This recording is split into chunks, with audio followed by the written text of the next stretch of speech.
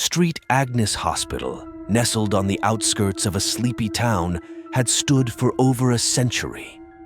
Its imposing Victorian architecture had once been a beacon of hope for the sick and injured, but over time, it gained a more sinister reputation as the Haunted Hospital.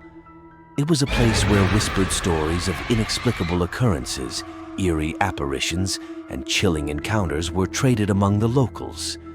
The hospital's most famous ghost story centered around the abandoned surgical wing. On a cold and moonless night in the late 1930s, Dr. Evelyn Sinclair had been called in to perform an emergency surgery on a gravely injured patient. She was known for her unwavering dedication and unyielding courage, but what awaited her that fateful night would challenge even the bravest of souls. Dr. Sinclair arrived at the hospital to find the staff in disarray. Nurses rushed about, and whispers of despair hung in the air. The patient, a young man named Samuel, had been involved in a horrific car accident that left him with multiple life-threatening injuries. As Dr. Sinclair donned her surgical gown and prepared for the operation, an ominous feeling settled in her chest.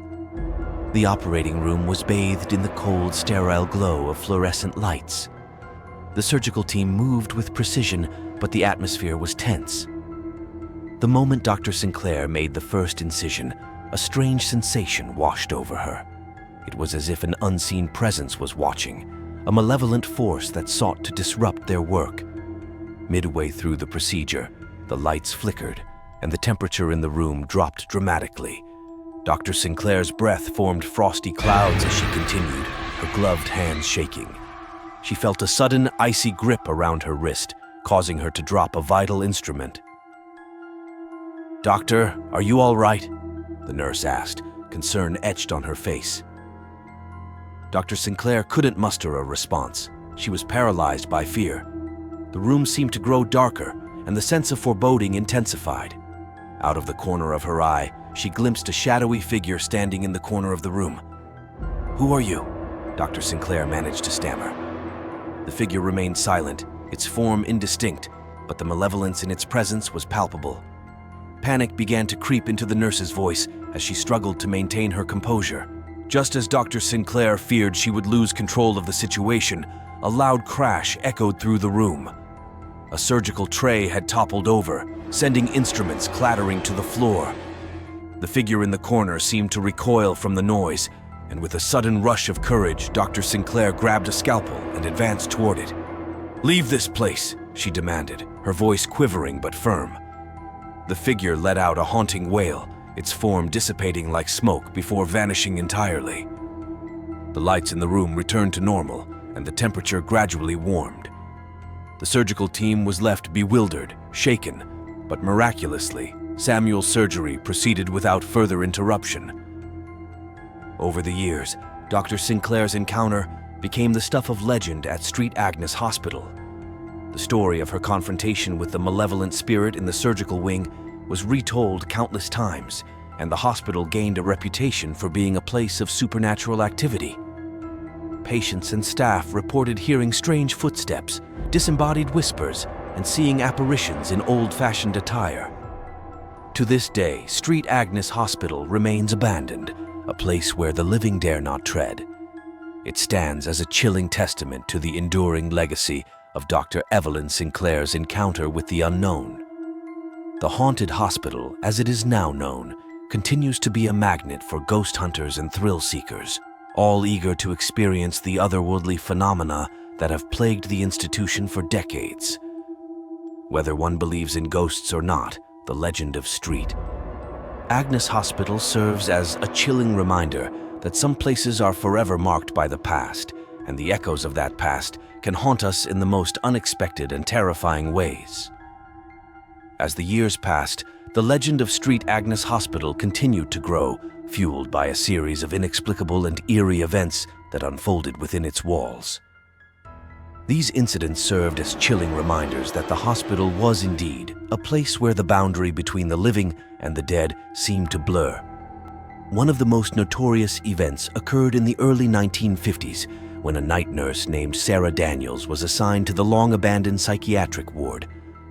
Sarah had always been a skeptic, dismissing the stories of the hospital's haunting as mere superstition. But that night, her skepticism would be tested in the most horrifying way. Sarah's shift began like any other. She patrolled the dimly lit corridors, checking empty rooms and trying to ignore the unsettling feeling that she was being watched. It was when she reached the old isolation cells that things took a sinister turn. The isolation cells were small, windowless rooms with heavy metal doors. They were used to confine patients with severe mental illnesses, and the stories of their suffering lingered like a dark cloud. As Sarah approached one of the cells, she heard a faint, mournful whisper that sent shivers down her spine. "Help me," the voice pleaded. Sarah froze, her heart pounding in her chest. She was certain she was alone on the ward, and yet the voice was unmistakable. It was the voice of a woman in distress. Summoning every ounce of courage, Sarah opened the cell door. Inside, there was nothing but darkness and the overwhelming feeling of despair. She cautiously stepped inside, her flashlight illuminating the decrepit room. To her horror, she saw the ghostly figure of a woman in tattered hospital attire, huddled in the corner. The woman's eyes were vacant, her hair disheveled, and her skin pallid. She rocked back and forth, muttering incoherently. Sarah tried to speak to her, but the woman's words made no sense. It was as if she was reliving a traumatic event from her past. Terrified, Sarah fled the isolation cell, vowing never to return. She reported the incident to the hospital administration, but they dismissed it as a figment of her imagination. However, Sarah's encounter left her deeply scarred, and she resigned from her position shortly thereafter, never setting foot in Street Agnes Hospital again. Another chilling event occurred in the hospital's basement morgue, a place where the deceased were prepared for burial. In the late 1960s, a mortician named Harold Carter was tasked with embalming the body of a young woman who had tragically died in a car accident. As he worked alone in the dimly lit room, he felt a sudden drop in temperature and an overwhelming sense of dread. Harold continued his work, trying to shake off the feeling of unease. But then, he heard the faint sound of a woman weeping. It seemed to emanate from the corner of the room where the body lay on the embalming table. He approached cautiously, his hand trembling as he reached out to touch the lifeless form. In the decades that followed, paranormal investigators descended upon the hospital, eager to capture evidence of the supernatural. One such investigator, a seasoned ghost hunter named Robert Collins, arrived with his team in the early 2000s. Armed with an array of specialized equipment, they embarked on a comprehensive investigation that would change their lives forever. During their overnight stay in the hospital, the team experienced a series of eerie and unexplained events. Cameras malfunctioned, capturing distorted images and bizarre electromagnetic readings. Shadowy figures darted through the hallways, always just out of reach. Electronic voice phenomena, EVPs, recordings captured chilling whispers and desperate cries for help from unseen entities. One particularly unsettling encounter occurred in the hospital's chapel. As Robert and his team entered the dimly lit room, they felt an overwhelming sense of sorrow and despair. The air was heavy with an unseen presence, and the atmosphere grew icy cold. As they conducted an EVP session, they heard a woman's voice pleading for salvation. "Please help me find my way," she implored. The voice was haunting, and it seemed to emanate from all around them. Robert and his team searched the room, their flashlights illuminating rows of empty pews, but there was no one there. The voice continued, growing more desperate, and then, with a heart-wrenching sob, it faded into silence. The team left the chapel shaken, unable to explain the source of the ghostly voice they had encountered. Robert Collins later described their investigation at Street Agnes Hospital as one of the most intense and unsettling experiences of his career. The evidence they gathered, including photographs, audio recordings, and video footage, left no doubt that the hospital was a hotbed of paranormal activity.